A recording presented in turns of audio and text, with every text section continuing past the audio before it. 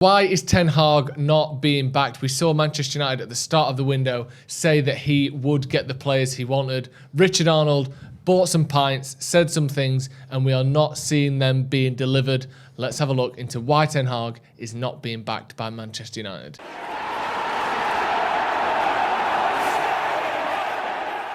Hello and welcome to Stretford Paddock. My name is Joe and that is Angelina Kelly. How are you doing? I'm good, how are you? I'm all right. I mean, I'm obviously not particularly happy with the situation at Man United as we're going to go through here. No, not at all. Well, give me your thoughts on not necessarily the game at Brighton, but the situation we found ourselves in on Sunday against Brighton. The situation for me, it wasn't totally surprising because at the end of the day, we don't really have all the players that we need.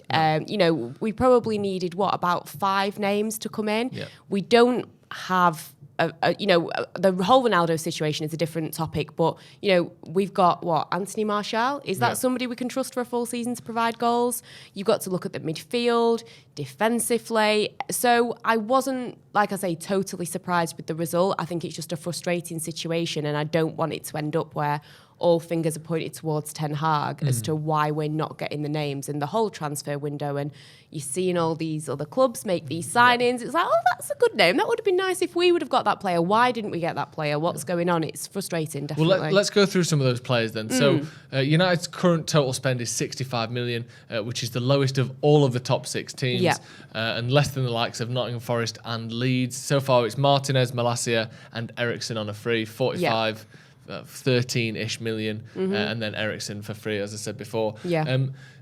Around a week ago, end of pre-season games, I know the game against Vallecano wasn't particularly great and we lost to Atletico, but there seemed to be a clear style change at Manchester United. Things look to be different, if not massively improved, but certainly we could see the differences that Ten Hag was making. Then that game against Brighton happens and it's same old. It's like a rewind. It was exactly like last season, wasn't it?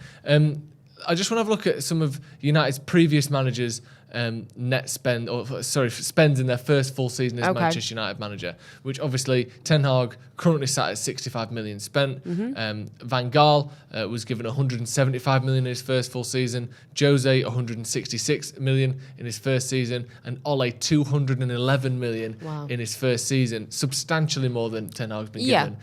Although, as well, maybe, does that indicate that we are willing to spend more than we have and that there will be more signings to come? Isn't there part of you, though, that's just so frustrated that we couldn't get this done before the start of the season?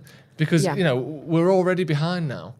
And this is where, and I hate to say it, but this is where you do envy clubs like Liverpool, for example, that have their targets, they get the job done, but obviously they have a totally different pull compared to Manchester United at the moment. So maybe my expectations are a little bit too high at the moment, but I don't think it's too much to ask that, the season ends, you should already be looking ahead to the new season as to what we need, and those deals should be getting done. I know that it's going to take a little bit longer because, we don't have Champions League football. It's a new manager. Things haven't been great over the last few seasons. We've seen quite a few flop signings and things like that. So I get it's more difficult, but I don't think it's asking too much to just get the players over the line. If somebody, this Frenkie de Jong situation that's been going on for about 15 years now, if he doesn't want to come to the club, if he's not interested, then we need to move on. I know. It's almost like we've trapped ourselves in this situation where we have to get that signing done now. It's like we're Manchester United and we're going to look stupid if we don't get Frenkie de Jong, so let's just keep pushing and pushing and pushing. It looks more embarrassing now that we've not... It's pretty obvious we're not going to get the player, and also why do we want players? I understand that we're probably going to be signing players that are coming maybe more for the money than the club at the moment, but they at least have, the way that Eriksen has spoken about the club, with still some, affection towards the club. You weren't going to get that from Frenkie de Jong. No. So why on earth do we want him at the club? How many signings have we brought in that have been for the money and they don't care about the club and it's not worked out? So it is really frustrating. The thing is, we keep seeing this pattern of spending or lack of spending at crucial times. Getting Ten Hag in, it is crucial that we back him. You have to let a manager... This is do or die. Yeah, you have to let a manager implement his style on the team. It doesn't have to be all the players he's picked, but it has to be players that between him, the manager, the scouting department and the director of football, all of them come together and work out who to bring in. And then you have to get them. Because, think back to when Jose finished second and then he was given given Dalot, Lee Grant and Fred. That was his transfer window after that, to try and push from second to first in the Premier League. You're given a £50 million, inconsistent central midfielder and 2 backups. That's not a window.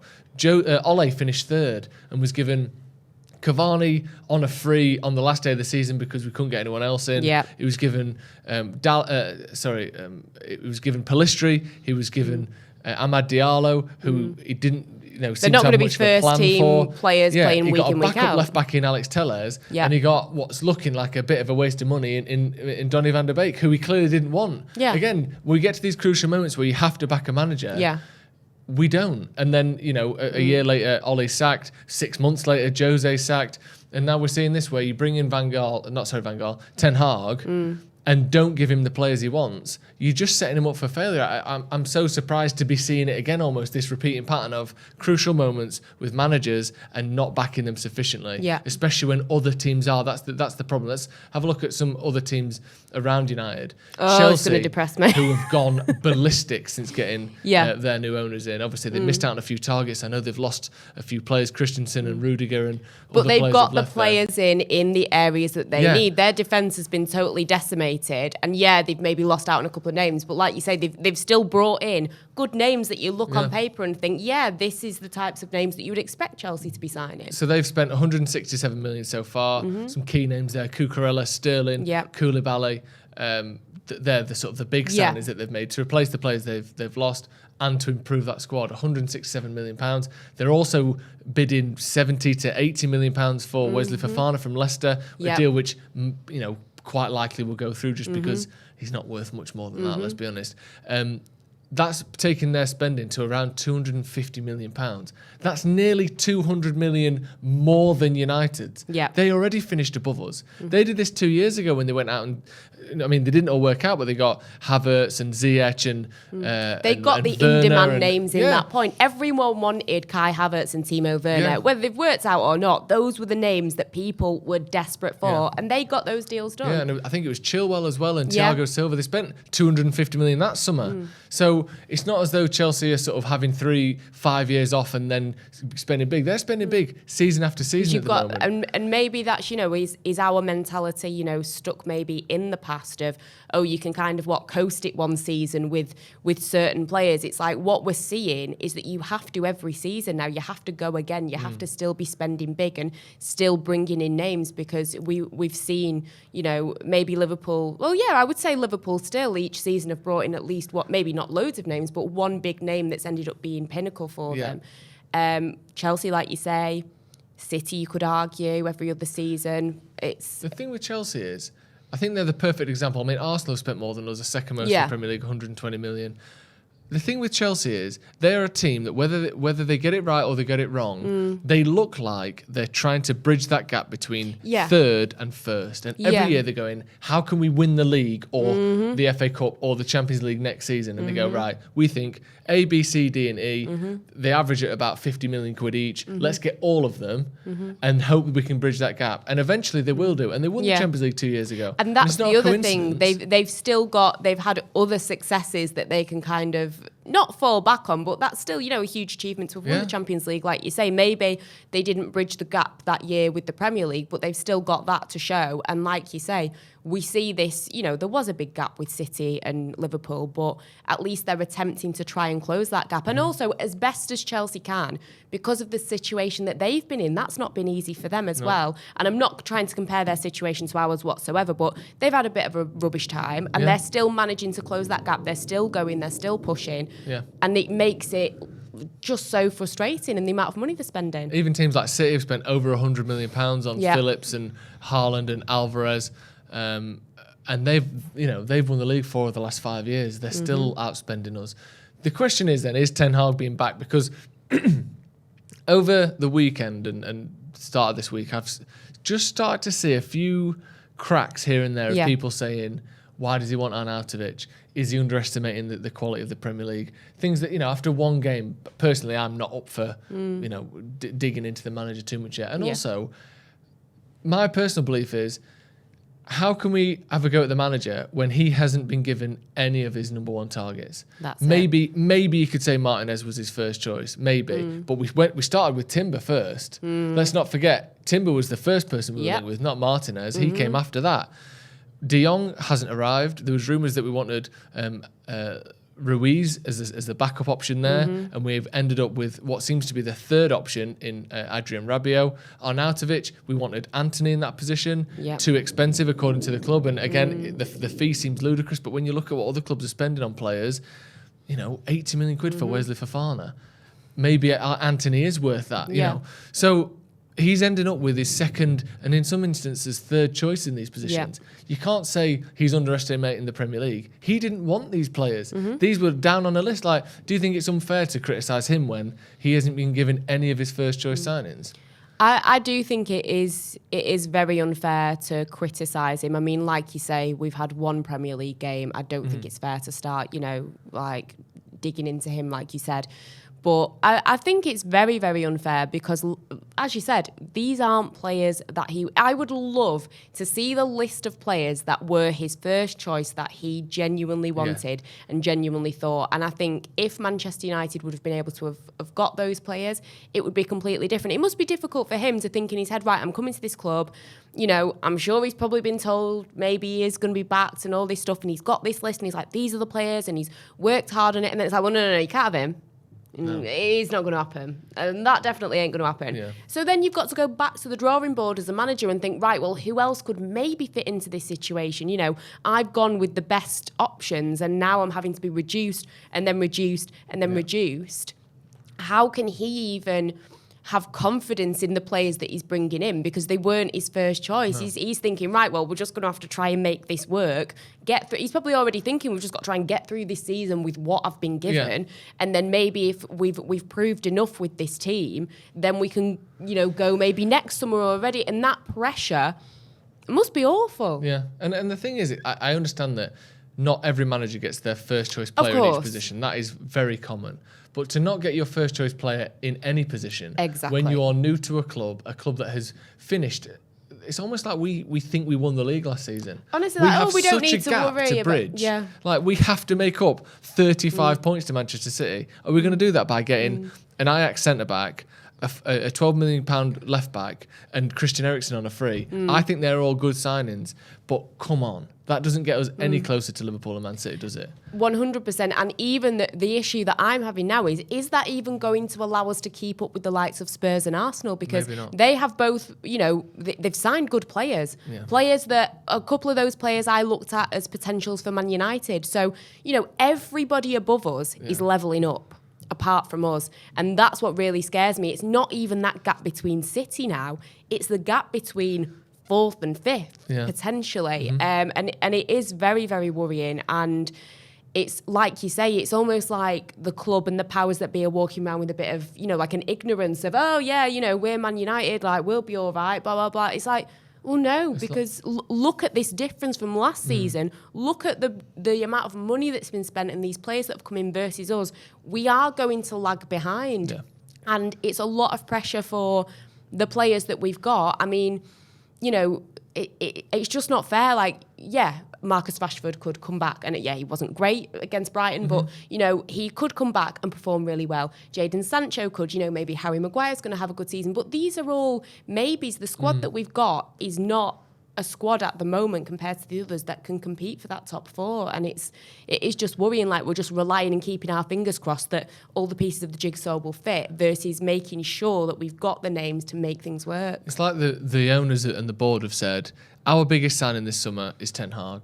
He has to by himself make us 15, I don't think we're going for the league this season. So he by himself has to give us an extra sort of 15 points this season. Yeah. We finished, was it either 9 or 11 points behind Arsenal last year? So it's 15 points just to get to top four. And, at the moment, where are you spreading that out? It's all going on Ten Hag. So it's just not fair to assume that a manager is going to come in and bring you 20% more points than you got last year. That's too much to ask for. You could even bring back Sir Alex himself at this point, and I don't think he's not winning the league. No, of course not. And I just think that like you say, to expect a manager to just make up those points magically without the right tools is just ridiculous. It is. And obviously we've seen this pattern under the Glazers for 15 years. Yeah. You know, we sold Ronaldo and we got Michael Owen, Obertan and I can't remember who else it was that we got, but it certainly wasn't anyone better than those two. What was the guy who had the star tattoo on his elbow as well? Was it Delat, was it? Richie Delat? Yeah, I remember. I just remember him. Absolute lad. That was fun. So yeah, we don't have a great track record of replacing players and improving players. Arnautovic is 33 years old, questionable history with supposed racist events and sexist quote, like all just the exact sort of thing you don't want. Exactly. It seems as though United have pulled away from that now, largely due to the fan backlash. But that was obviously someone we were targeting. We made a bid for him, so he was someone that the club and the owners and the board and the manager thought, this is as good as we can do at the moment. It's like... But again, you question this striker situation of what is our actual aim We here? went from Ten Hag in press conferences saying, we want the right players, and if not, I'll stick with the squad I've got. 2 hours later, the rumour comes out we've bid for Marko Arnautovic.